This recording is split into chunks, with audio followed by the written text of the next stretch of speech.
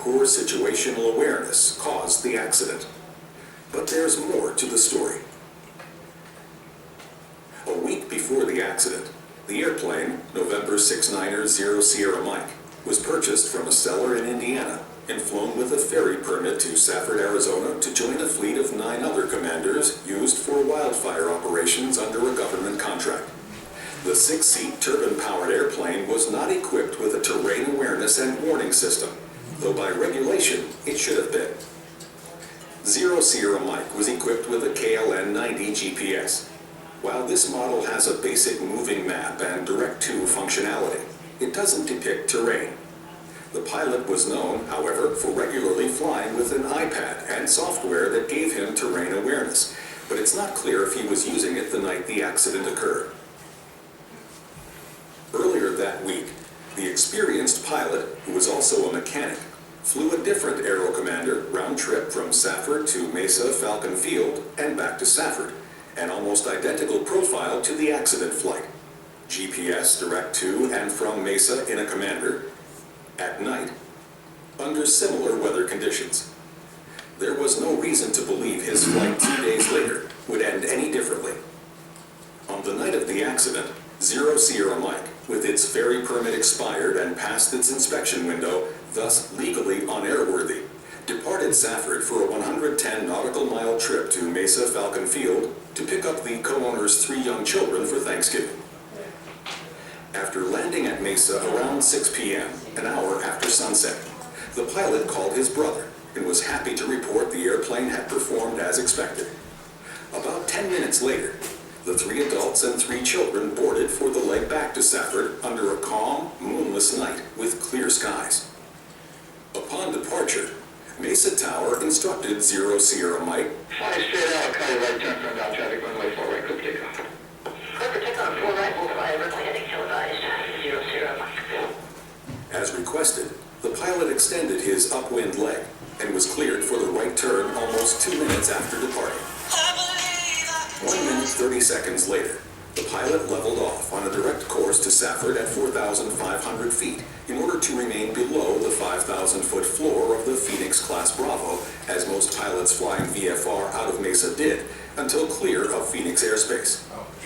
2.5 minutes later, 0 Sierra Mike impacted the face of the Flatiron region of the Superstition Mountains, which rise abruptly from the surface to an elevation of about 4,800 feet at the point of impact. CFIT, or controlled flight into terrain, continues to be among the leading types of fatal general aviation accidents. This mishap highlights some common themes that surround CFIT accidents. VFR, at night, in sparsely lit, hilly terrain, and oftentimes with an experienced pilot at the controls. In this case, perceived airspace limitations may have also played a significant role in why the pilot flew this particular profile. What we do know is that the pilot did not ask for VFR flight following or permission to transit the overlying Class Bravo airspace. Operating so close to unlit mountainous terrain at night should certainly warrant flight following and safety alerts from ATC. But in this region, pilots often reported difficulties in getting flight following or permission to enter the Class Bravo due to a long-standing FAA policy with the Phoenix TRACON that denies these services to VFR traffic. It's likely the pilot knew this and, combined with his recent flights in the area, determined the risk of staying below the Class Bravo was minimal. But this was the exact flight he flew only 2 days earlier.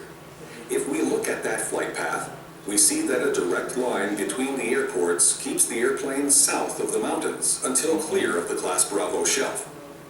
But if we alter that route just slightly north and begin a GPS direct route to Safford from an extended upwind leg, the route goes directly over the mountains.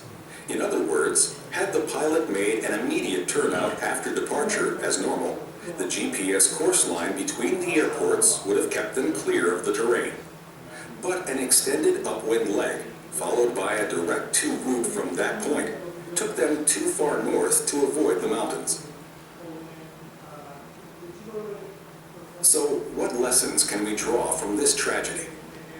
To begin with, We can use every tool at our disposal to ensure a safe flight. For example, terrain awareness technology is available on devices we already own, such as smartphones and tablets. In addition, following published departure procedures at night guarantees clearance from obstacles. Most local TRACONs are happy to assist VFR pilots, so make a point to ask ATC for help and services. VFR flight following exists for a reason. Having extra eyes on you, especially when it's dark and you can't see what's in front of you, makes sense. In most circumstances, your request will be granted, but you can't get these services if you don't ask for them. But more generally, and possibly more importantly, always be on guard for changes to the normal way of operating. When things aren't normal is when our guard should be up to the dangers that surround us. In this particular instance, something as seemingly innocuous as extending the upwind leg a few miles wouldn't seem to make that much of a difference, but it did. A safety culture is not a checklist item. It is a way of operating that pays attention to the details. Flying a mechanically sound airplane outside of its inspection window or on an expired ferry permit may not sound like a big deal. But once you start down the slippery slope of ignoring the details, you may be looking at consequences bigger than you intended. Okay. I take it the tower didn't have a scope. No, if he would have set the direct to and went back to the line, he would be okay. But So what you guys see is a root cause here. All kinds of things are kind of built up. Yes, anyway. Well, I have some other question. Oh, question, yeah, go ahead. Yeah, well, the presenter say that in most cases, ATC will grant you a flight following if you are flying VFR. But that's not the case. I mean, if ATC is very, very busy, they are not going to grant you that unless you file for IFR, Yeah, right? yeah, So, that's true. okay. Then you're on the ground waiting for a release. Maybe he didn't want to do that too. Yeah, that's, but, you know, looking back at this whole, he kind of touched on it at the end there when he talked about the sequences and the details. I mean, yeah, he flew into a mountain because he was basically steered into it by ATC, but if you look at the whole scenario, here's a pilot that was not particularly detail oriented, maybe kind of a cowboy. I mean, in and of itself, flying a plane that's not airworthy, that's not going to take you into a mountain. But it's, I think, for me, it's a series of the mindset that went into that all the way through this whole thing.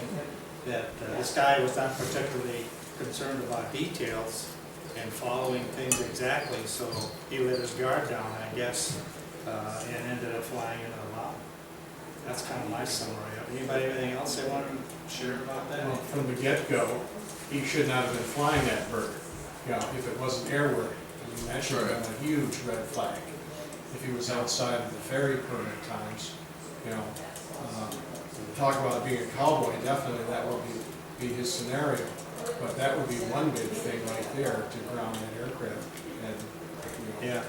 take another look-see I around. think it's more so just the basic planning function of going in and laying out his cross-country and knowing there's mountains there. Because like I said, once he did his extended 2 miles, if he would have headed south and got back on his original direct track, he could have intercepted his outbound leg and missed the mountains too, I mean. But it's just, I think he was just, you know, took off and turned and like, no big deal, who cares, and Yeah. And you know, they talk about those risky attitudes, macho, and those kinds of things. There's definitely one of those in there, you know, rules don't apply to me, sort of thing. And again, if he would have filed IFR Yeah. or got flight following, he would have been clear of it, Yep. so it's, I mean, I got another one, I'm sure, if we're done with that. Has anybody ever been out to Arizona and seen those mountains? Yeah. I can't believe that somebody would know there's, you know, there's mountains in the area. Where the heck are they?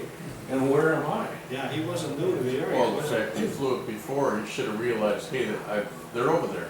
Yeah. Yeah. They're big. Of course, it's at night, so ignorance is bliss. I can't see any mountains out there. So it's not there. That's it. That's right. Why are these mountain goats in the middle Yeah, of you the see pond? that? I like that one. Pilots are flying in the Yeah. paper. Okay, well, let's move on to the next one. This one is, it goes on and on. It's 20 minutes. And it's really kind of hard to watch because seeing the end of it and watching it unfold, you just kind of go, oh, gee, there's so many ways you kind of got out of this thing. But it's that, I gotta get this done kind of attitude, you know, I can do this. And so watch this one and see what you think.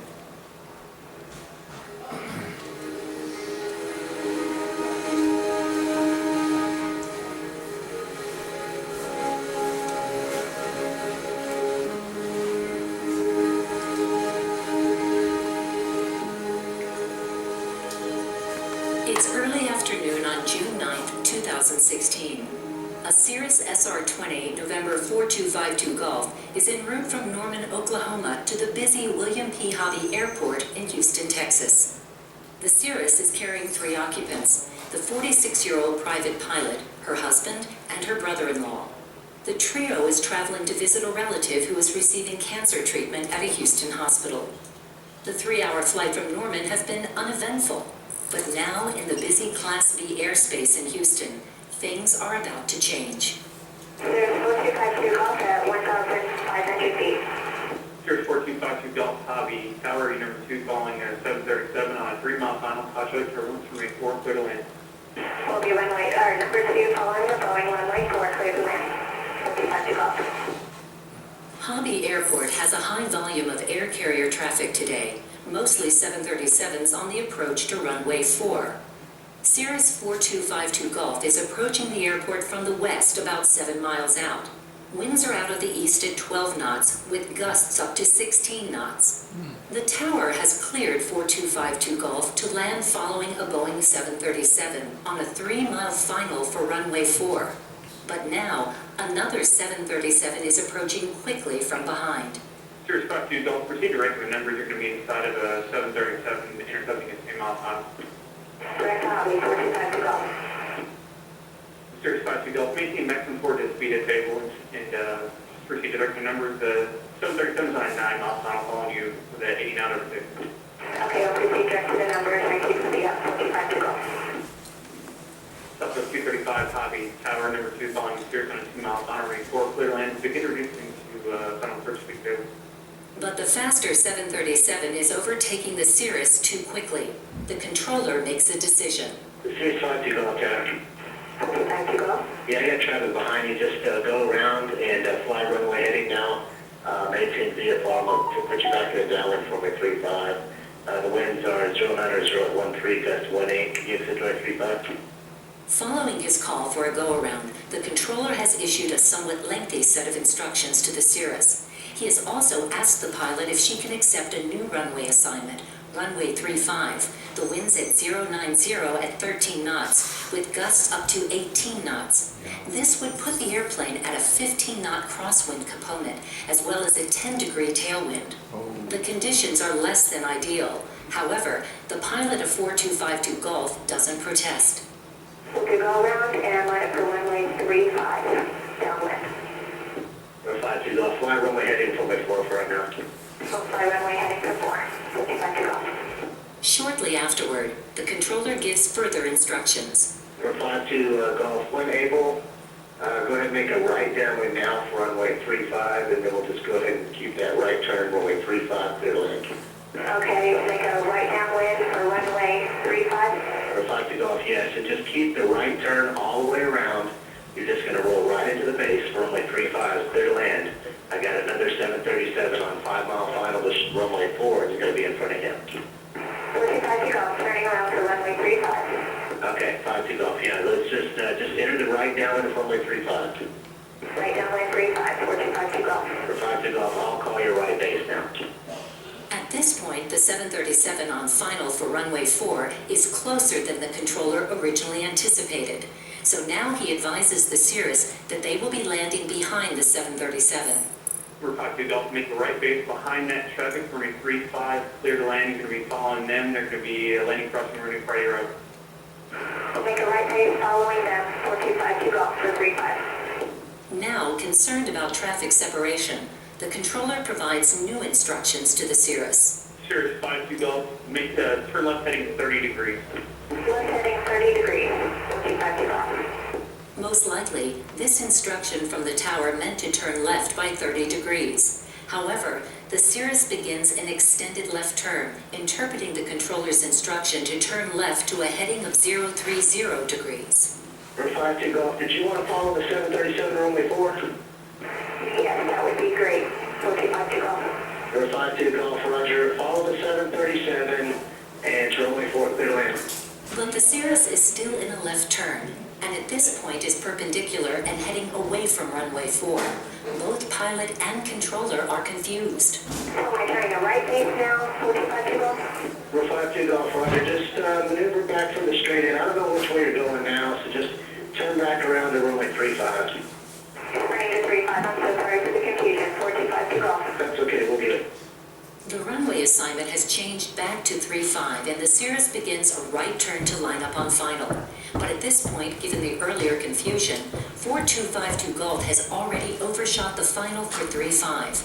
The controller notices this and questions the pilot. Cirrus 52 Golf, which direction are you turning now? I thought I was turning a right base for 35, 4252 Golf.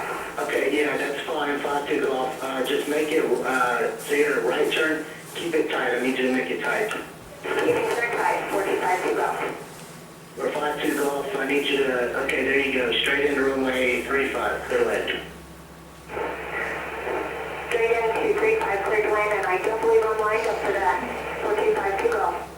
It's not entirely clear why the pilot makes this statement. The Cirrus is almost 2 miles off the threshold for runway 35, and presumably has enough room to maneuver back to line up on the center line. Given the pilot's earlier response to ATC that she thought she was turning a right base for 35, it's likely that she has become temporarily disoriented and does not have a clear picture of where the runway should be.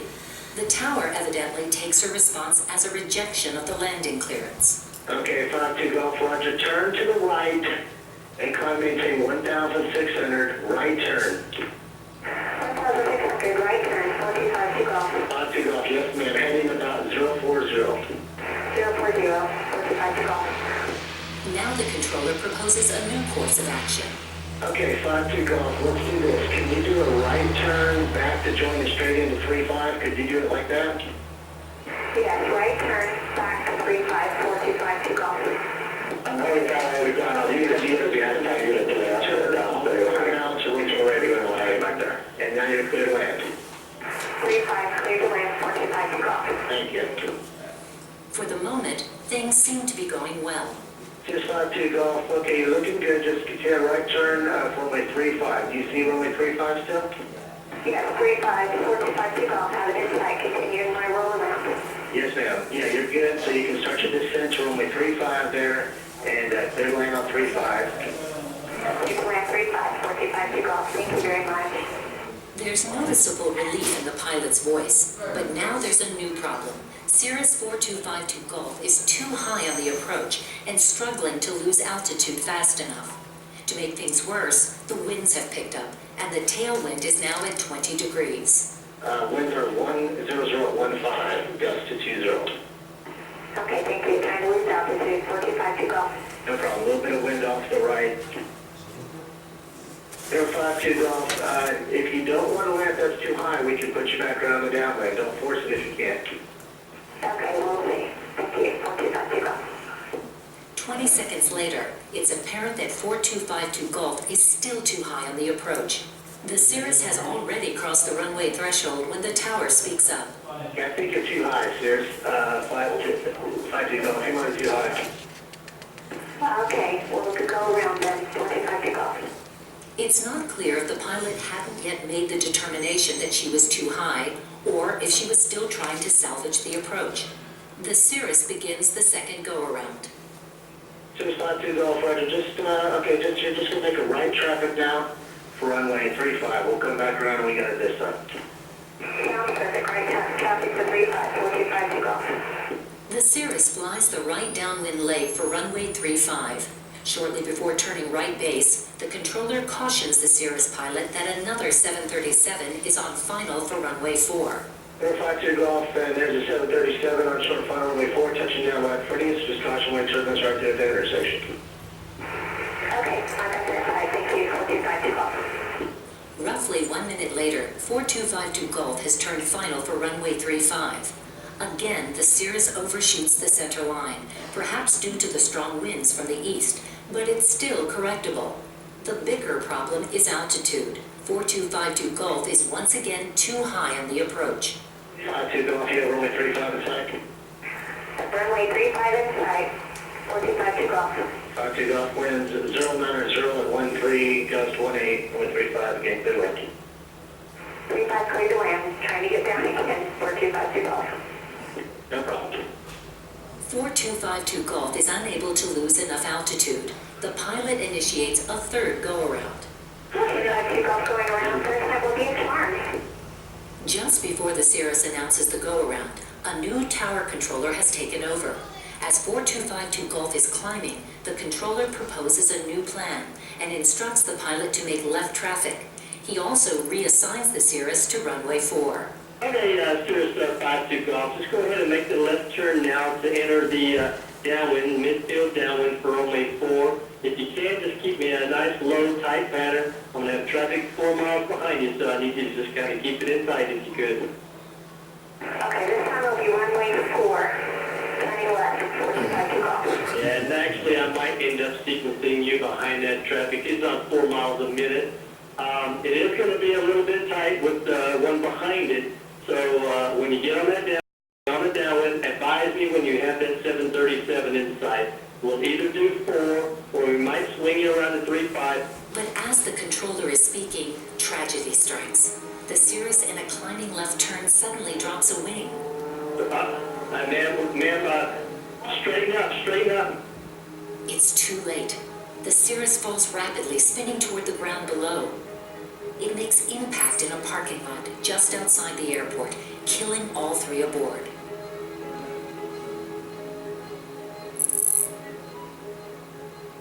We can't say for certain whether proficiency, which is somewhat subjective, was a factor.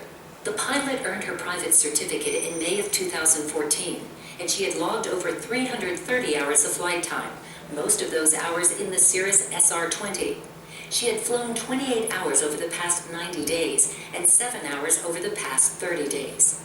What we do know is that the sudden loss of control was caused by the pilot's decision to retract the flaps before reaching a safe airspeed during the climb. At the time of the stall, the airplane was in a left turn, and the flap sub-stall speed of the Cirrus SR-20 is between 70 to 75 knots indicated airspeed in a 15-degree bank. 4252 Golf was only at 62 knots when the pilot began to retract the flaps. At this airspeed, a stall was inevitable. In its final report, the NTSB determined the probable cause to be the pilot's improper go-around procedure that did not ensure that the airplane was at a safe airspeed before raising the flaps. This resulted in an exceedance of the critical angle of attack, which caused an accelerated aerodynamic stall and spin into terrain. In addition, the NTSB listed contributing factors as the first controller's decision to keep the pilot in the traffic pattern, rather than transferring her back to approach control to start over again, and the second controller's issuance of an unnecessarily complex clearance during a critical phase of flight. Also listed as a contributing factor was the pilot's lack of assertiveness. We can start by looking at the most obvious accident cause, the retraction of the flaps. In this case, by the time the flaps were fully retracted, the indicated airspeed was at least 10 knots below the stall speed of 70 to 75 knots. The information captured by the airplane's flight data recorder reveals other troubling trends. During the first go-around, the pilot began to retract the flaps at 76 knots indicated airspeed. During the second go-around, she began the flap retraction at 69 knots, and during the third at 62 knots. The recommended go-around procedure in the Cirrus SR-20 is to begin retracting flaps only after reaching 81 to 83 knots indicated airspeed. The flight data recorder also shows that on the third go-around attempt, the pilot began the procedure with full power, but reduced power to about 80% at the same time as she began to retract the flaps. This further hindered the aircraft's ability to gain sufficient airspeed. In addition to the various flap retractions at low airspeeds, the onboard data recorder suggests other instances of imprecise control. On the initial approach to the airport, the pilot selected 50% flaps at 130 knots indicated airspeed, ballooned upward, deployed full flaps, and did not begin to descend until about 40 seconds after the initial flap deployment. An underlying issue seems to be the pilot's confidence to fly the airplane where she needed it while managing rapid, complex communications. It's not known how often she had flown into busy, controlled airfields, or if she had practiced go-around maneuvers in the preceding months. It was, however, revealed that her flight review was out of date by 1 month. A CFI had flown with her over 8 months prior to the incident and considered the pilot to be capable, but this had been part of an early series of instrument training flights and did not count as a flight review. Other factors contributing to the accident focus more on the role of the controllers. According to the NTSB, the air traffic control instructions given to the pilot were complex and potentially distracting. It's likely that these complex instructions would not have been necessary had the first controller elected to transfer the Cirrus out of the traffic pattern and hand the airplane back to approach control for resequencing. Given the pilot's difficulty with the landing attempts, it's reasonable to assume that resequencing could have eliminated many potential distractions and led to a safer outcome. There was also the matter of the confusing instruction to make a turn left heading 30 degrees. Given the use of the word heading, it's understandable that the pilot began to turn to a heading of 030 degrees. This contributed to the confusion, and the pilot interpreted the incident as her fault, and it likely began to erode her confidence. The second controller's complex instructions during the third go-around attempt didn't help matters either.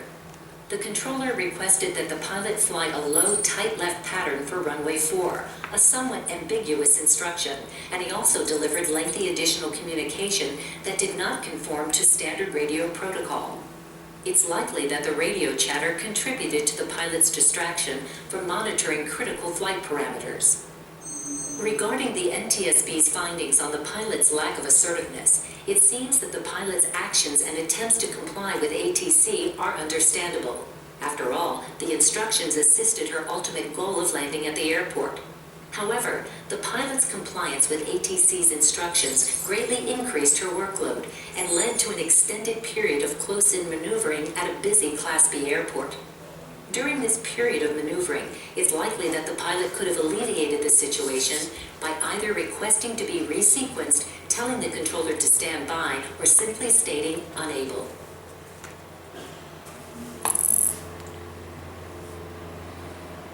When analyzing the causes of any accident, it's important to understand some of the human factors that come into play. Let's take a deeper look at the pilot's supposed lack of assertiveness. What factors led up to this? We don't know for certain, but the stress the pilot was experiencing under the deteriorating situation, however well it was managed, may have contributed. The controller's request for the first go-around placed the pilot in the traffic pattern, and landing the Cirrus was clearly the goal for both ATC and the pilot. But in the confusion that followed, the Cirrus was kept in the traffic pattern environment and rerouted more than once. This shows a perhaps unnecessary priority placed on landing the Cirrus at that moment. After the second go-around, and with the 737 still arriving, the pilot may have felt mounting pressure to land in a hurry to remove herself from the busy flow of traffic. Pressure clouds judgment and causes people to make unnecessary mistakes, as does the accompanying stress that often comes with pressure. It would be a mistake to attribute the causes of the accident to any one party involved. Rather, culpability can be shared partly by both the pilot and air traffic control. The controllers seemed to realize the pilot was having trouble landing, and perhaps that's why they took on a more easygoing and informal tone of speaking. But in doing so, they sacrificed brevity and thus created potential distraction. More importantly, however, for the controllers and the pilot, resequencing with approach control should have been more prominent in their minds. As pilots, it's a reminder to us that exercising PIC authority affords us the ability to speak up, be assertive, and hit the reset button. We almost always have the option to maneuver safely away from the situation and take a breather before re-engaging. Then there's the issue of task saturation. It can make the seemingly simple acts more difficult. Unfortunately, recognizing task saturation is challenging. The best course of action when things get tense and pressure builds is to fall back on a ladder of priorities. First, make sure to attain and maintain flying airspeed. Second, ensure a clear flight path. With these two priorities under control, the less important items can be managed as able. This includes the third priority: fly the airplane to the proper position, whether it's airspace, pattern position, or altitude. Fourth, communicate. And finally, work avionics and other in-cockpit technology. Failure to set priorities and to work up and down the ladder as conditions allow can have tragic results. In this case, had the pilot fallen back on these priorities, it could have made a real difference. The events of June 9, 2016 at Hobby Airport expose how quickly seemingly simple operations can turn challenging, problematic, and then tragic.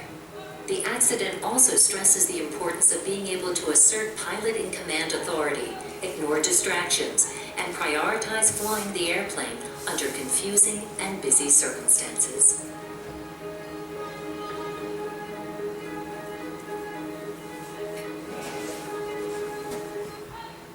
So, any comments? Pretty sobering. What a nightmare. Yeah, no kidding. really.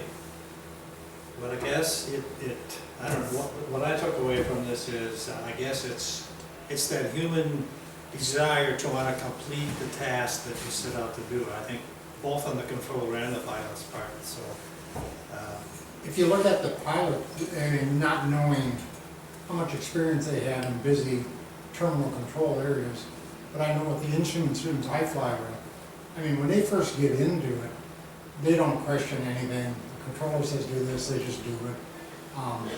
They're not used to going into busy airports, and when they land at Lakeville or Eau Claire or someplace like that. You throw them into an environment like that, where you got a controller, just like, do this, change this, you got 737. I mean, they're gonna be like panicked, totally. Yeah, Yeah, at least these controllers talk relatively slowly.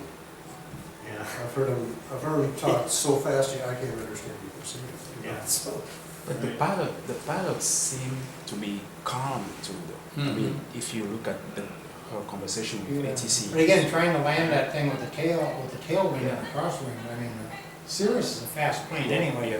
Trying to get it slowed down like that is, Yeah. and at night, and then, Yeah, and you know, she, I don't know how long it took her to get her private certificate in that 333 hours or whatever it was that she had, but I kept thinking too that you can have a lot of flight hours, like, you know, she had 330 hours in it, serious? Wow, okay, yeah. But if that was in a relatively short period of time, she didn't live long enough in the system to know that, hey, I can get out of here, you know, without, I don't have to stay or if here. it was in areas that were away from busy hubs like that. You know, if you're flying into regional airports and stuff where Lakeville or St. Cloud or Eau Claire, I mean, it's like a piece of cake, but you get into, try to fly into Minneapolis International, and if they're trying to sequence you in between the Yeah. traffic, I mean, you got your hands full. You better be on your A game, yeah. Yeah, but you saw the turn radiuses there. She was not getting it, now turn the plane around. She just did half standard rate turns there or whatever. well, she had a heck of a tailwind during those turns as well, Yeah, which would have pushed her, which did push her right past the final approach cross. yeah, but normally when you see that, then you just tighten the turn and you'll be there. And Climbing out at 65, you know, and retracting the flaps, that's a, Yeah. man, that's like Cessna 172 climb out speed. Yeah. There's Yeah. another thing on that. Stop. Was that we didn't experience in the recreation was, that's a busy airport, and that controller's not just talking to her, he's probably talking to 10 planes. And so she's got all this chatter going on, and she has to focus on, you know, when is he talking to me? That too. That's right. That's a big distraction. Yeah, That's we're a only good hearing point. this much of the communications that were actually Yeah. going on.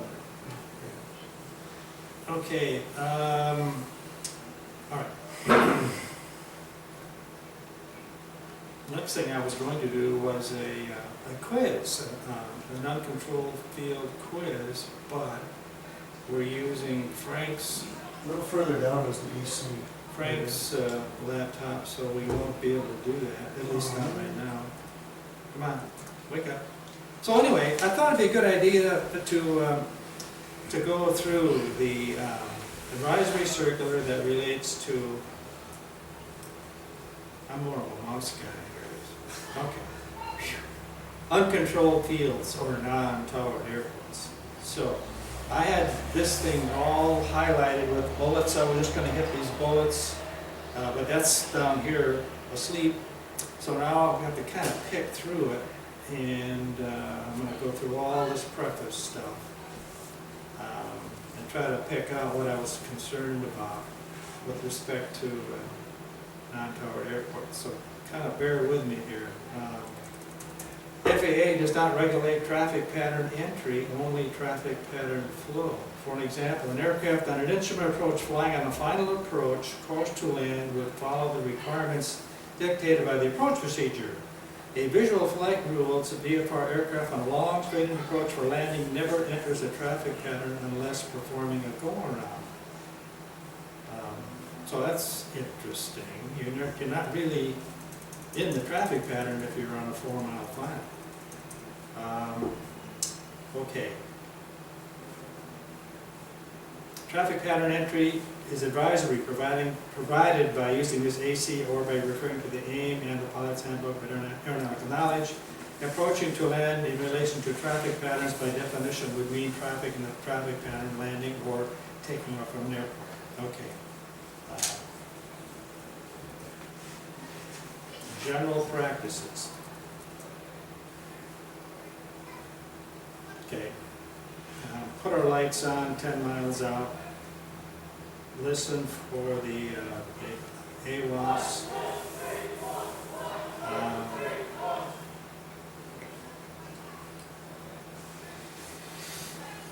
Unmanned aircraft, commonly known as drones, do not require permission or authorization to operate in Class G airspace at a non-towered airport or a part-time towered airport when the control tower is not operating, nor are they required to maintain radio communications with other aircraft. So, I mean, if we wanted to fly drones out here, we can do it, right? Except for the approach ends, which are E.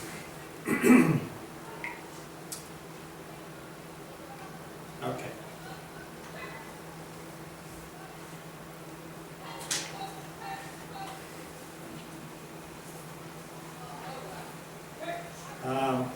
One point in time, let's see, instrument flight rules, IFR traffic. Pilots conducting instrument approaches should be particularly alert for other aircraft in the pattern so as to avoid interrupting the flow of traffic, and should bear in mind they do not have priority over other VFR traffic. Yeah, I mentioned that because I heard it one day in the pattern. Somebody was coming in on the 45 for 1-2, and there was an aircraft practicing an instrument approach for 30, and there was a brief discussion in the radio about who had priority. The aircraft on the 45, you know, they landed anyway, but this individual who was known to probably everybody in this room thought he had the right of way, which he really did not. Now, if he's on an actual, if it's actual IFR, that might be a different discussion. Well, the good thing about actual IFR is they won't let anybody else in the pattern until he gets down and cancels his IFR. Because if I'm coming into the pattern IFR and there's somebody already on the approach, they hold me out until they down and cancel, then they bring me in. Right, right. I was thinking of people who are doing touch and go. Yeah, they're Oh, staying okay, in the so, pattern. okay, gotcha. They're staying in the pattern, this guy's IFR. Yeah. Okay. I mean, we just have to use courtesy. So, Anyway. But on the other side, if you be on an IFR approach, you cannot just then fly you something can't. else, yeah? Right, so, You can fly down and fly miss, that's. 90% of the time, or 95% of the time though, I know when I'm flying, if somebody's in the pattern, they always talk to me. They'll say, okay, I'm in downwind, okay, I got you inside, I'm gonna let you go first, or I'll go in front, now you're far enough out, and it's like, you know, it's not a big deal. Most of the time, I just, As long as they call their mileage and not the intersection, so. they Right, know yeah, where we they're still at. have people who say, I'm Yeah, at like- Lake, you know, you gotta think, okay, how far out is that? You know, Full so mug, It's 5.5, 6 miles, isn't it? 5 miles a week. Yeah. yeah. But not everybody knows that. My students don't know that. And so Yeah. I'll always ask, "Well, how far out is that? How many miles is that? To get people used to it. Or better ask how many seconds to the runway. And they're confused because most of them don't know. But that helps the most. They say, I be in 4 minutes and 16 seconds on the runway. Yeah, G1000 tells you that. Okay, there's nothing here that I was going to highlight. That's a couple of things I wanted to bring up.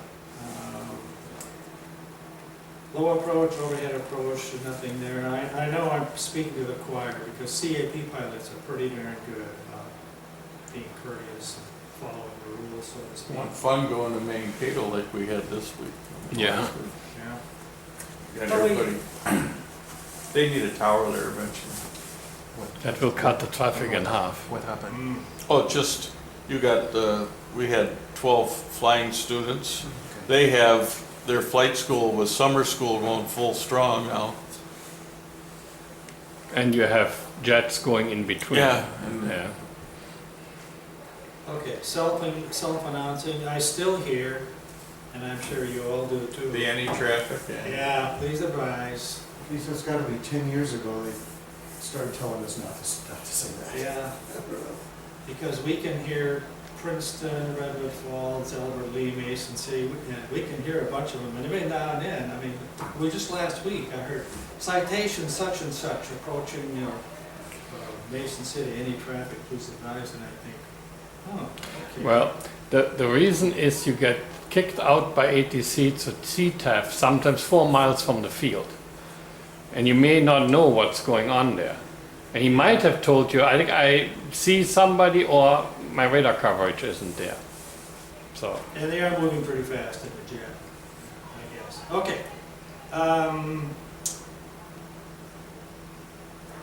Communicating, don't carry on disagreements over the radio. We're Yeah, not supposed to do that.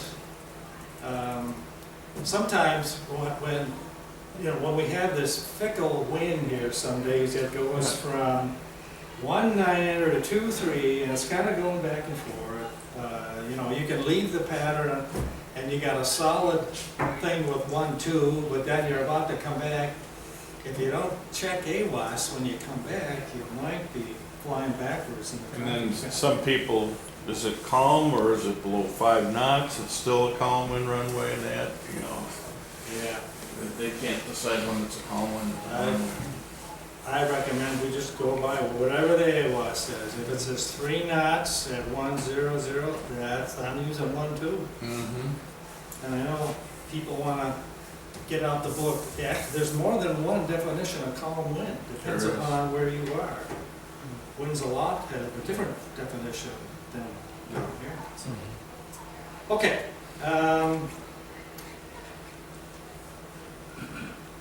Yeah, I kind of have a bone to pick with this person. Oh, the overhead teardrop. I think the teardrop's the best, safest way to do it. If you're coming from the opposite, you can overfly the field, do that about 500 feet of the pattern, and then descend and make your teardrop. I think that's the safest. We had a close call about a year and a half ago with somebody doing that, and there was a no radio on downwind. And so they didn't hit each other, obviously, but the people in the looking out the picture when they were going, one of those things. And so I'm not a big fan of that one, but at a place like South St. Paul, You're where trying- you want to land on runway 3-4, you really don't have much choice but to do a midfield or maybe a crosswind entry. But it's too tight to try to get a 45 in, and try to stay out of class Bravo or just not with a Quick question, quick question. Yeah. On picture number 2, what if you come in at pattern altitude plus 500, and then you make a left turn downwind to land? Well, that could be even more unsafe because now your potential target is below you, it's in the ground clutter. You can't see it. So now you're going to come in at 500 feet above and descend into a pattern.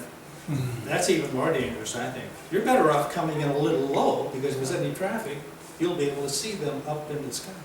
But, so I would not recommend, and they don't recommend here either, descending into the pattern from above. You could have a mishap.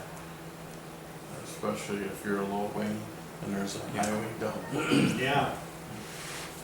Oh, also, you've already probably heard that this thing is recommending 1,000 feet now for all traffic. Stanton's changing there. For years also. So what I do with all my new students, since this came out, we're using 1,000 feet. Yeah. We're all new students. All right. Okay, I'm cheating. So in 1960, I'm aiming for 2,000. That's easier to see. Is that That's okay. shake anybody's tail? No. No, no. Okay, good. Doesn't bother me. That's only a difference of 40 feet. I don't think anybody's gonna care. Well, you know, that's, Yeah, just be aware, there might be somebody flying 2,500 feet and twice as fast, yeah? Yeah, the turbine. Yeah, Yeah, they have turbines. to. They're at 2,500. All right, let's see. Was there anything else in here I wanted to pick up? Lights, light up in air. power parachutes, you gotta watch out for those You gotta- guys. Yeah, we're at 500 by the way. We're half, They're all a little shady. half the Light and wide distance. berth. And then ask for a ride. Yeah. Okay, sorry I can't do my quiz, but boy, we're coming up on an hour here anyway. So Frank's gonna take care of the Sandy Val tips, the 70-1 supplement, Wimmers, right? Does anybody need any help with the 10BEZ? You all know how to do a 10BEZ? Well, I didn't. Go to the other transport pilots. I had a lot of help with mine, I've only done one, and the last one I did was like 7 years ago or something. Yeah. I could use a refresher. I can give you one-on-one. If you get confused, look for somebody that did one and get a copy. No, don't copy it exactly. Go to the forum. If you need a refresher, David Hughes gives it to you for free. Yeah. What's that? Oh, yeah. If you get it wrong, David, you also get it wrong. Yeah, He's so generous like that. okay. So, I mean, take it He does away. only all rides, so then it's Slowinski when you really mess it up. Well, I didn't look at the 70-1 things. Supplement? Yeah, right. We can pull Or it up. the, yeah, okay. But I did pull these up to, because I thought that's something that we were gonna be talking about. Anybody have any objections if I turn on this fan? Oh, no, No. we forgot to turn it on. Go ahead. Yeah, we're done with audio. So this one talks about in case an airplane gets banged up. And as I understand, these are coming right from Joellen, is that right? She created these things. So, aircraft damage during flight or taxi. Hearing aircraft damage during flight kind of scares me a little bit. The taxi is probably not too out of the question. But essentially what they want you to do is tell someone right away about it to the, either to the wing ops or to the wing safety officer. And I believe Joellen is the operations person. I'm No, not sure who the Armstrong. Dale Dale Armstrong's Armstrong. operations. Joellen Standeville. Okay. See, I learned something already. Yeah. And do one thing else that is not in the book. If you be in any organization, inform your commander before you inform ops. Because we had an airplane incident last week, and there went by the book called operations called maintenance, and maintenance called the region commander 10 seconds later. Region's commander called the region vice commander and said, what happens? And he said, well, we're doing great. And no, I mean the airplane crash. What airplane crash? And the commander had no idea what was going on. No. Well, he was in charge of the school. Yeah, he was in charge of the... Right, so where do we find these numbers? It tells us right here, the numbers and phone numbers on the sheet in front of the aircraft information file, that big Yeah. thick white binder. So it's right there in the airplane with you. That's easy to find. And number two, the pilot is temporarily grounded while the investigation is made. And she makes a step, makes it clear that they're not trying to punish the pilot, but rather it's made really to protect the pilot as it is to follow procedures. The plane of command will communicate with wing op for safety regarding any necessary reporting of the incident and whether or not it needs to be put into the SIRS system. I haven't seen that system. We actually have it with TSA at work, but I haven't seen You it hit in our safety system. and then you'll see where you put it. Okay. But that's in e-services, right? Yeah. Theory. So then it goes further along here. The pilot, the instructor, and the last check pilot will process through STANEVAL. So they're going to start looking backwards to see, where did this come from. And again, the reason for it is not meant to be punitive, but it's meant to reach as many pilots as possible to eliminate reoccurrence in the future, and to make sure we're training to standardized procedures. So if there's a hole in that process somewhere, that's why they want to do that. They don't really want to, as far as I can tell, they don't want to punish anybody, but they do want to find out why these things are happening. Aircraft ground damage. Let's see here.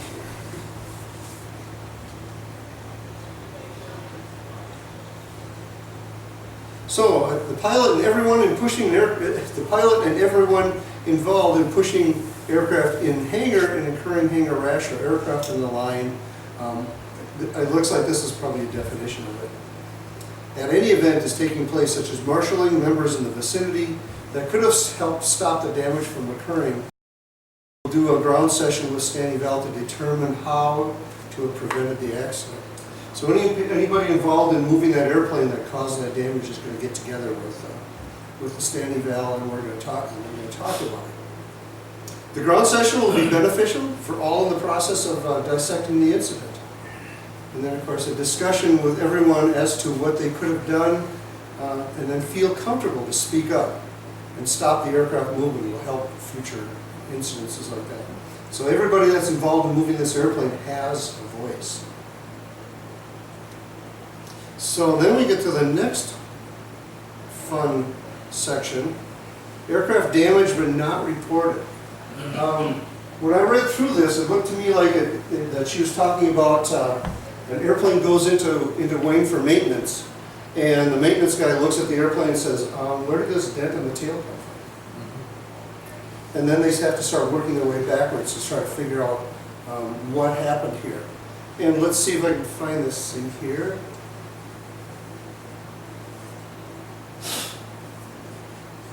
Oh yeah, okay.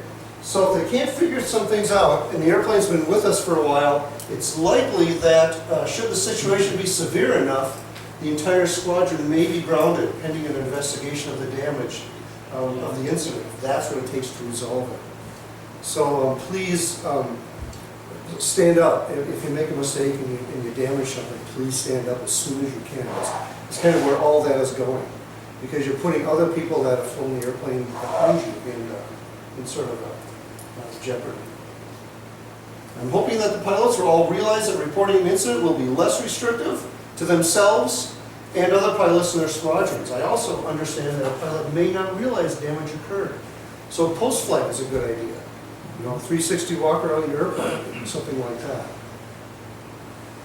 Reporting an unintentional incident will require the least amount of downtime and probably the least amount of paperwork as we work to get the pilot back up to flying status as soon as possible, rather than an unreported incident that will likely cause an extended grounding and significant retraining. So, some words of wisdom here. other one, this is actually something that Major Owen already talked about. There's some things about not saying please advise, she puts that in here as well. But she also wants to make sure that we're not saying too much on the radio. You really only want to say who you are, where you are, and what you want to do. That's really all you need to tell them. And she gives some examples, if you will. And she suggests not using the word traffic, just at the end, using just the airport name at the end of your, right, yeah, at the end of your transmission. Say call it traffic, cap 2148, 10 Northwest, inbound landing, St. Cloud. Short and sweet, tells everybody where you are, who you are, where you are, and what you're going to do. So, she also recommends do not say clear the active, because at a non-tower airport there is no such thing as an active runway. At a tower control field, yes, but not at a non-controlled, uncontrolled airport. There is a favored runway, and you can use whatever runway you want, wind and traffic are permitting. You don't even have to worry about wind and traffic, right? You can use whatever runway you want, unless you want to make a whole mess of the whole traffic pattern. Let's see. Make your call as clear of runway 34. So when you're turning off, or in this place, 30, you're turning off. By the way, how far off the runway do you have to be when you make that call? Past the IFR marker. Past the whole short lines, right? Good. All right, here she says, do not say in the traffic, any traffic in the area, please advise, because you might get stock tips or something like that, which has nothing to do with aviation. Self-announce your position or intention. The phrase should not be used under any condition. Do not use the phrase setting up for That Mankato did that a lot. Yeah, right. And she's right. It's not found in any communications training. It's not found anywhere in the aeronautical information manual. So, let's see. Talking to ATC.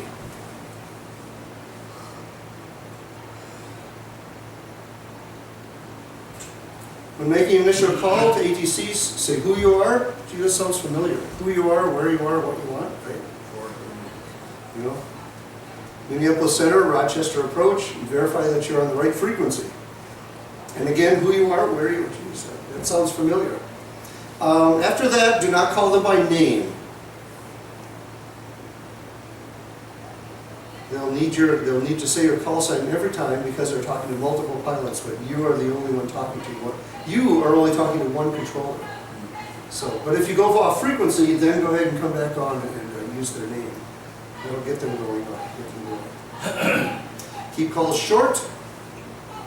When checking in with a new controller, but be clear. Minneapolis Center, cap 2156, 4,000. Or Rochester approach, cap 2154 out of 5,000 for 3,000. 090 heading if it's assigned.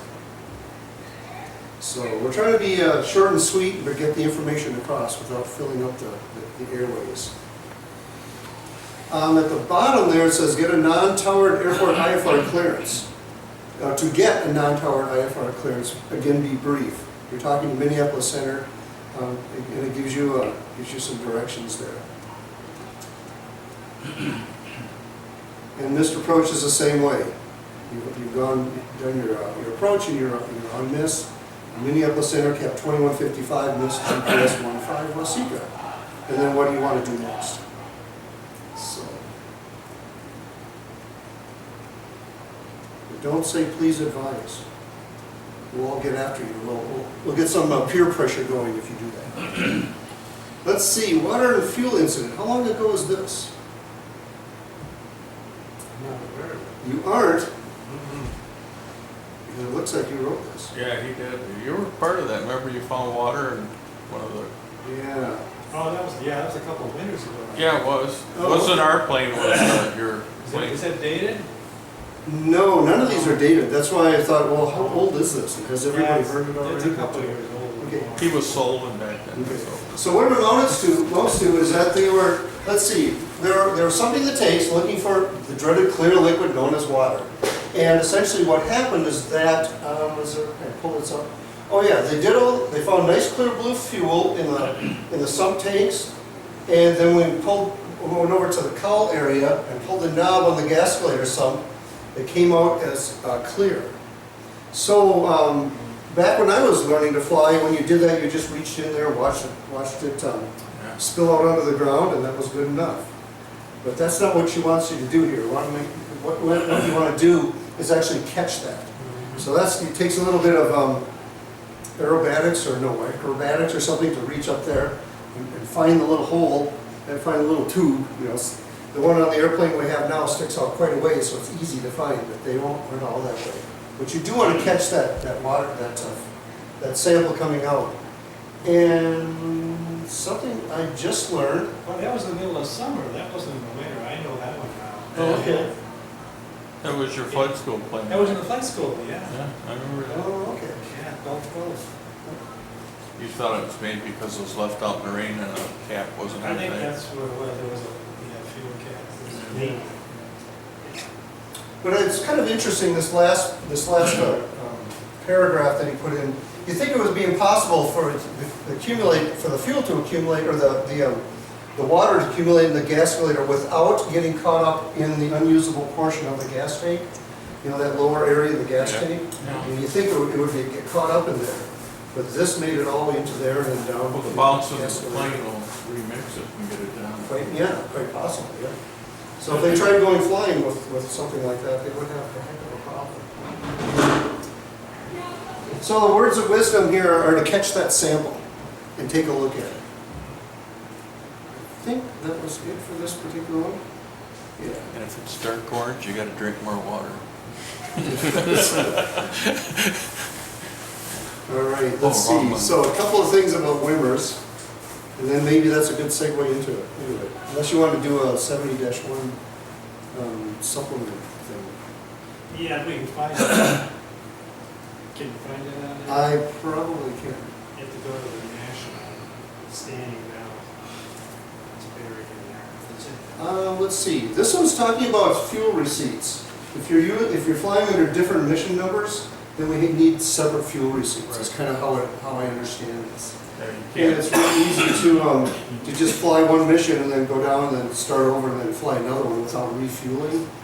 And it sounds like that if you're going to do that, you better kind of. It's only when the mission numbers change. So if you're doing like a A15 O flight, and then all of a sudden you had to do a A9MX flight, they're two different funds, is why they gotta do that. That's easiest to remember. So that's why if the actual mission number changes, then you need to do it. If you're flying sorties under it, just don't run out of gas. You need to file different paperwork. Yeah, that'd be a different problem. That's a different. Or if you be in the situation that you have two missions and have flown, put the appropriate amount of fuel in, stop fueling, truck new, and make two receipts. Yeah. Oh, I get you. Yeah. Okay. Just so they it's all about keeping the funds separate. Yeah. And the last one, I thought was real interesting. Wimmers flight releases. It's been discovered that an aircraft can be released in Wimmers when the aircraft is grounded. Yeah, So it's possible to release a flight with a grounded airplane. Yep. Yep. But that's gonna change on the 27th of August. Oh. We're getting new members. So, yeah. So, let's see, what else? Oh, yeah. If the aircraft is squawked as grounded, where do we find that out? Usually in the window. Hopefully, you see, yeah, Should hopefully be in the window. that card, that big red card is put in the window. Yeah. But also, if you look under discrepancies when you're doing, Yeah. this. You need to look at that. It should show it, so. The other thing too, I'll bring up, if you got a issue with a plane, you can look at the close discrepancies and see if that's been an issue before. If it is, let us know if it's recurring. Or if you see a dent on a plane that you're not sure of, see if it's already in the close discrepancies, and then you're covered for that dent you found. I think Wimmers should be updated in such a way that in the ORM, they should enforce people to check the discrepancy. Yeah, you have to at least get out and go look at it. I agree. Right. And that might happen, we think. So this thing also points out that an airplane, it says it can be grounded in Wimmers, but not grounded in the Wings aircraft schedule. So in the intranet, Right. it might still show that you can schedule the airplane. So that's something. Well, to there's watch out nothing for. really usually on the schedule that catches it. They're two different systems, and hopefully we're gonna go to one. We've talked about that. So that, you know, if you go to Wimmers, everything's in there, including scheduling. Just that we had a maintenance module that Chet built up that warns everybody when your aircraft's due. That's why we've been using the Minnesota one.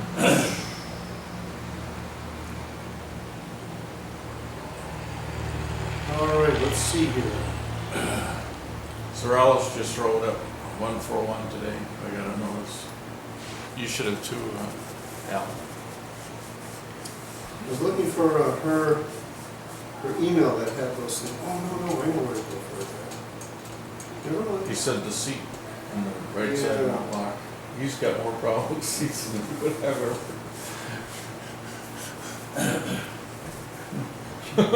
Nothing to do with size, right? No.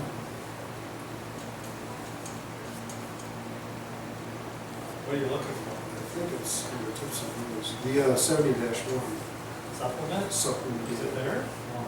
Isn't there something? To find it, you have to go to, You have to go to online. yeah, online. Can't. You go to NHQ and then you look for supplements and I then, was looking, yeah, she also, either she put a link to it here, and for some reason I can't get at it. most of ours is about winter flying. It's, Brian, can you go to the schedule for the different aircraft, I can. please? European cap. There's your 701 correction. These are the corrections, yeah, no, I guess I probably don't. And that was all about, what was it that was wrong? If somebody failed a check ride, it was something about that she changed. Oops. If they failed a check ride, they have to look for another instructor and she gets to appoint it. Versus if you didn't complete a check ride or something, I don't know. I mean, like a check right, or a phone? You call? look doing a Form 5 and the guy fails it. I don't know if I can get back to it. Gary? Not sure what's happening there. Because I'd still like to go to,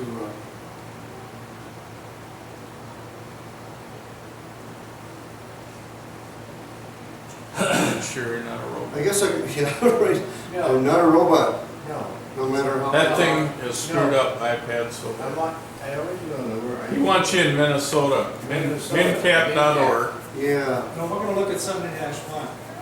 Okay. Supplement. Let's do that first. Okay, that's in here? Okay. Sign in. Off target here. is that in here? Yeah, Yeah.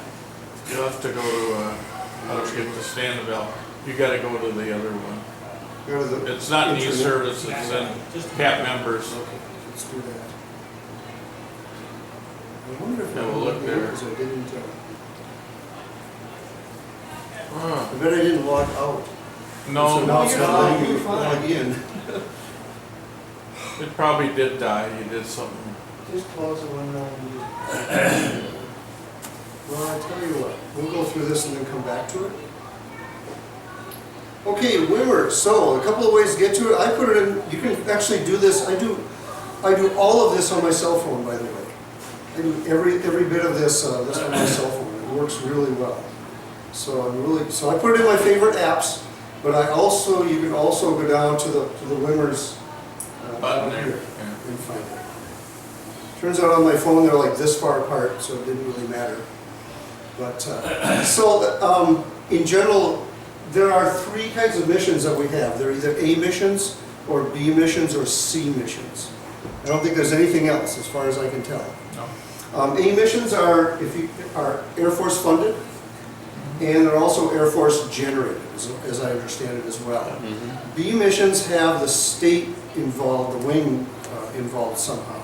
Well, B missions are really non-funded, but you're flying Air Force profiles. That's where the profiles come in. But you're also covered under some different You get, insurance, which is you a get better more insurance. coverage under federal.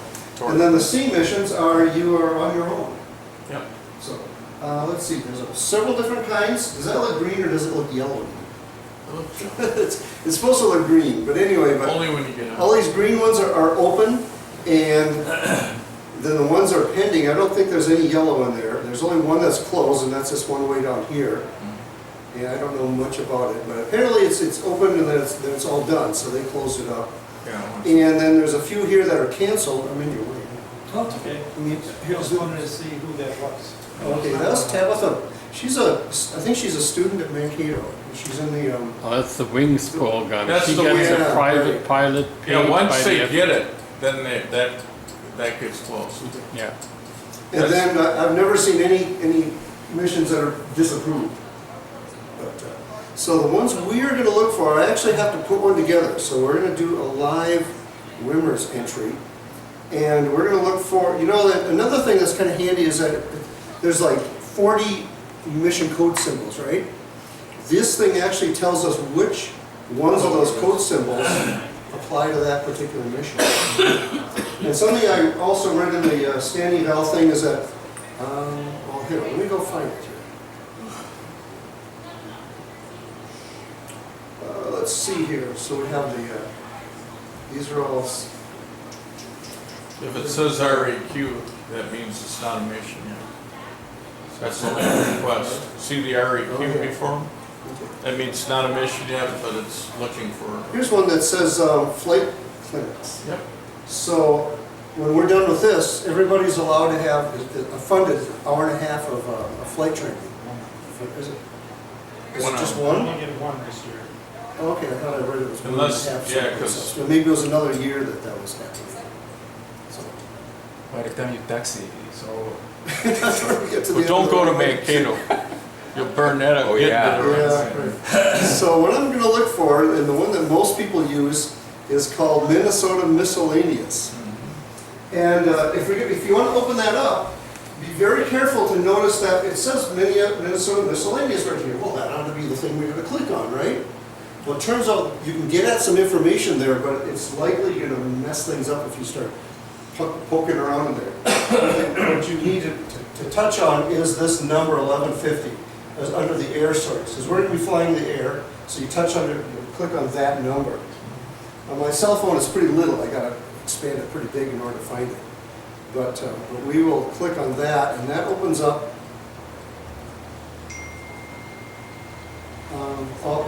the sorties. So this is on the 24th, which is tomorrow. Yeah, Elfline. And notice that that you have three possible things you can do to each of these sorties. You can either edit your sortie, or you can brief or debrief. And those are all going to be, with the exception of edit, you definitely be using brief and debrief eventually. So I'm going to open up a new one. So I'm going to add a sortie.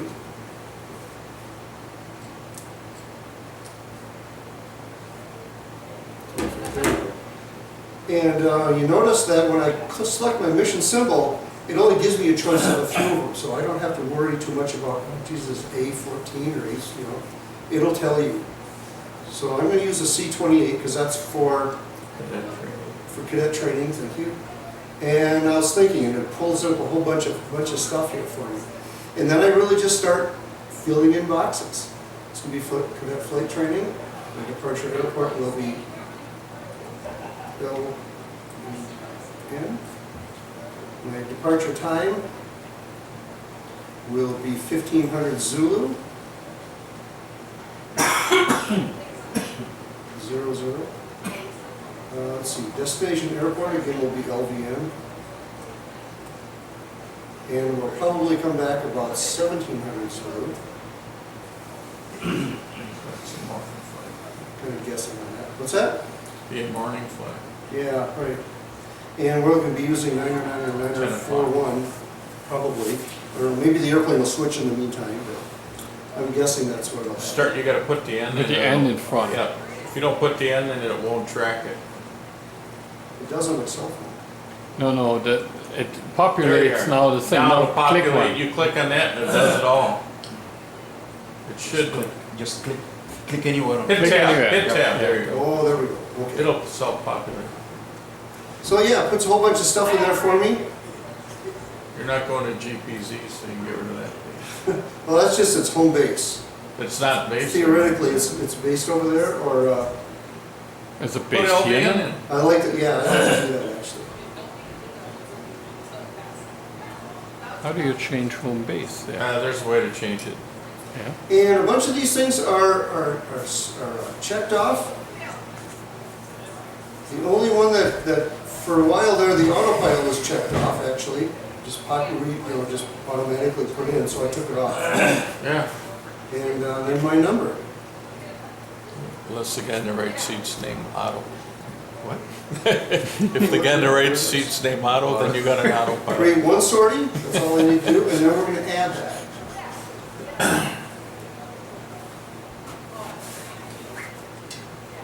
And once I do, it brings up more stuff at the bottom. Here's where you can put in your operational let's see, no. Risk management. Risk management, there we go, thank you. You can type in that, and you can also, if you decide that, oh, I don't want to go on that day, I'm going to want to change the day. So you click on this thing, it'll give you a calendar, you can click on any one of those other days. Which brings out a thing, you know, if you got one you don't fly that day, you can move it to another day, you don't have to cancel that sortie. Right. A lot of people cancel and they put one in for another day, just go ahead and change the date. So tracking number, it seems like you can almost put just about anything you want in there, but I like to put my name. Yep. That way you can look up all of them. And, oops,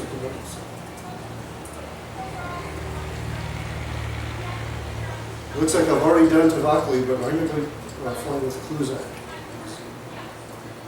this time around. And that'll show up on the listing. A little easier to see. Good. So once I have all that, I'll go through the risk management sequence. Opens up a new window, and all you do is click on all these things, put those numbers in there, you do a bunch of clicking, and once you're done,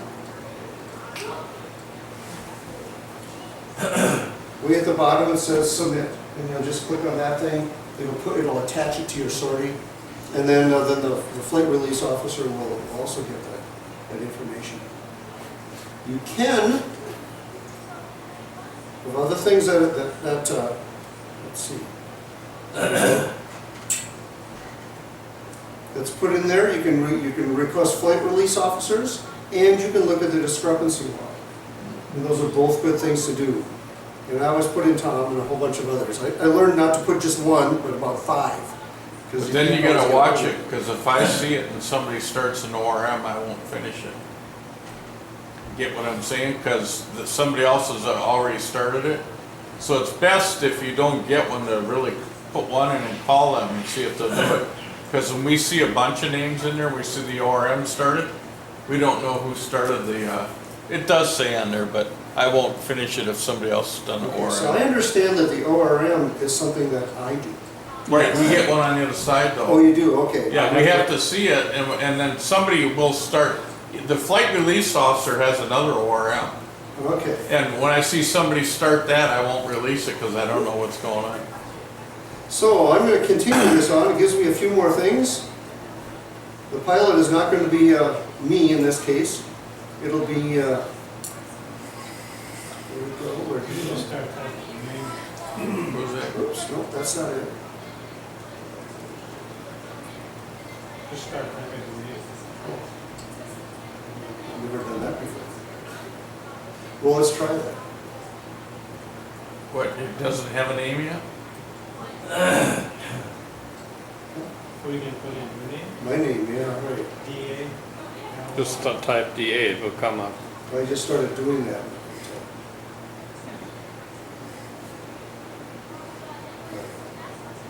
Let's start over.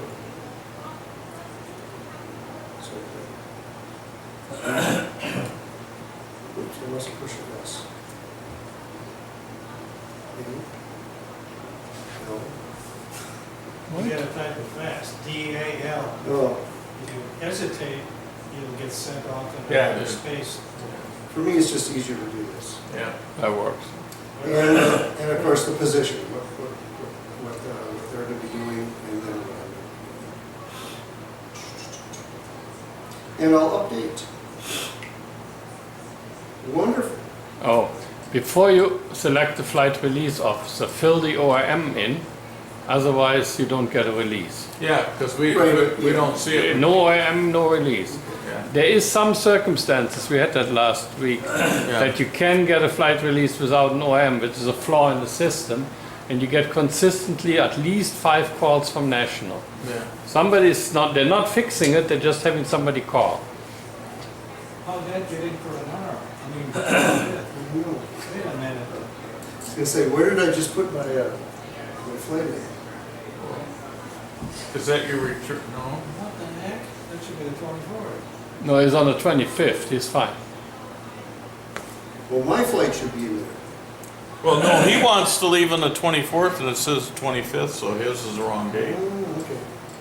Oh man, look at that, I put it on the wrong date, god darn it. No, I guess I'll edit it. his return flight is on the next day. Oh, yeah, your return flight because of, if you're coming back after 7. There we If go. you started after 7, it goes to the next And day. then I can update. Aren't we on Central Daylight Time? We're +5. So 7 o'clock's midnight, right? There we go. It's the cutoff. Back to the air sortie list. We mean -5. Or minus, I'll well, find it's my plus date. on the, you had 7 and 5, it's And there it is. There he is. And I So couldn't before I get release. started, before I go fly this, I'll get before I even call the flight release officer, I'll go through and I'll brief the flight. And that brings up another menu of stuff you want to fill in, you know, what the weather's going to be like and how long you're going to be out and about and such like that. And then you'll do your flight and then you'll come back into it and you'll do debrief. And it's important to do that because this sortie won't close out if you don't do that. It'll be sitting as pending or released for a long time, and then somebody's going to give you a call, or maybe give him a call, I'm not sure which. So debrief, I mean, even if you don't. That's where you fill in your tack times. Yeah, you put a tag time, but you don't have to fill in the debriefing, the Well, description some of of the them you flight. don't, on SARS, Sometimes you do, yeah. Yeah, okay. That was kind of where I wanted to go with this.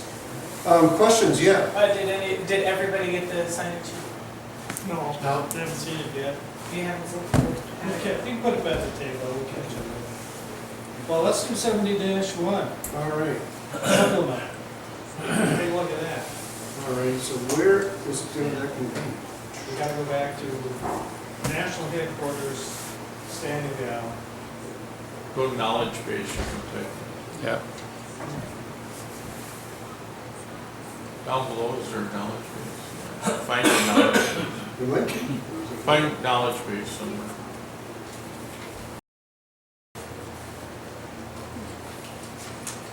See it there? There we go. Yes. Hit okay. Okay. You could try this 70-1, see what happens when you put it in the search. Wake up. Oh, it's It's switching. thinking It's it's moving. the, There. you can't see the little dot at the bottom. Well, there you are. Okay, so you can go to operations, Standaville. Flight operations? Oh, down below, Standaville. Is it in Oh. Standaville? Yes. Try there.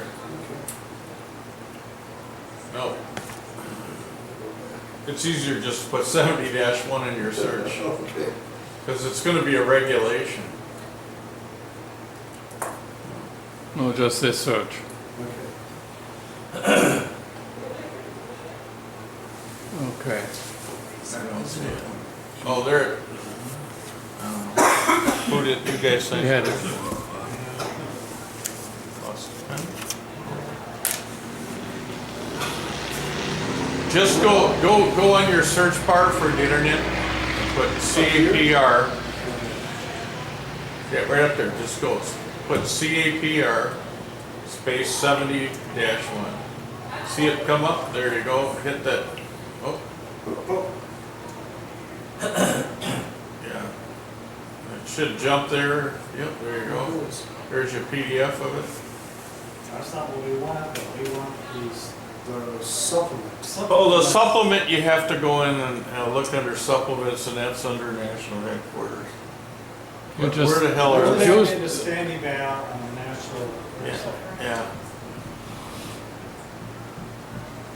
It's under approved supplements. It's harder, I don't like the new.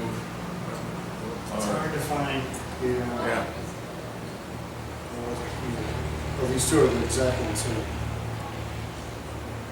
Go in the knowledge base, you Yeah, find it knowledge there, you have to keep digging. Yeah. Maybe type supplement. Let me take a look Nah, at, you'll be there all night. yeah, let me take a look at something here. Yeah, it was in the announcements. Oh, the one that they sent out? Yeah, they sent it out, so. I won't have Well, for sure I don't. you can't find it, go in the plane, there should be a fresh copy in there. Nope. Well, basically what it does is, the supplement contains the winter flying rules. Right. that we used to have. It's got that, it's got all the fueling Yep. rules with respect to the glass cockpits and the 182s. That's basically the gist of what's in there. You know, we're using the sticks now for the tanks, but not of the You ones. gotta find the one for the Not of the correct. regular Right. round gauge 172s, of course, but. That's There's basically what it Minnesota says. supplement. Go down to Minnesota. Oh. There you are. You got to try that one. That looks like it'd be the correct one. Sure does. There you are. Yeah. All right. So they changed, wing standardization, the wing standardization evaluations officer will assign the check pilot to conduct Cat 5s. But So if I want to become one, I have to be designated. she meant to say on there that on a reevaluation, that's the one I was talking about earlier. Oh, okay, So okay. when that comes up, they're gonna redo that when that comes for renewal, but she only wants to reassign the Cat 5 check pilot after a failure or a non, you didn't satisfy a Cat Form 5. Okay. Otherwise, she'd be assigning everybody.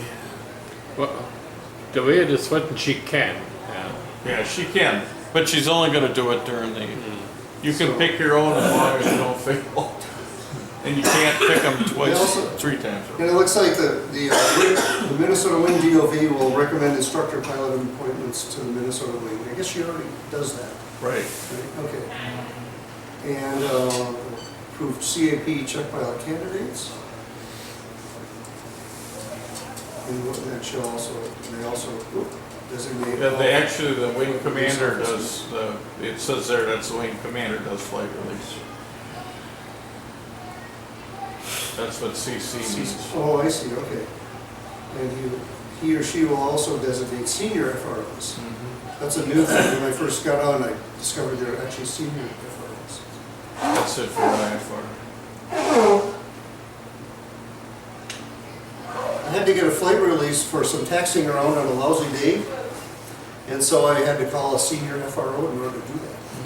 I was surprised. Ulrich's one, aren't Dave Carlstrom over in Red Wing goes, "I've never done this before," or something to that effect. Geez, there's a whole bunch of stuff I gotta click. So it's a lot deeper. No, it is the same procedure. There's nothing different. If your risk rating is above 15, is that right? I think you're correct. Then you need to go, or if you want to fly down to 802 on an IFR flight, Right. if you want to go to 500.5, you have to go to an SFRO. He has to release it, and then it goes to the wing commander. So then it goes on to talk about Cat Sorry? 5 failures. 201. They're requiring at least a minimum Yeah. of dual We're talking instruction to John in the American. area found to be unsatisfactory. There And you the go. instructor who conducts the training shall not be the check pilot who administered the unsuccessful Cat Right. 5. 4 and 5. Reevaluations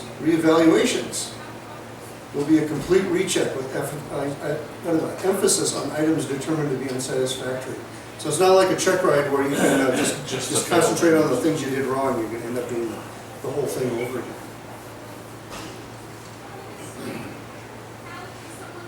And What there's else? your fuels.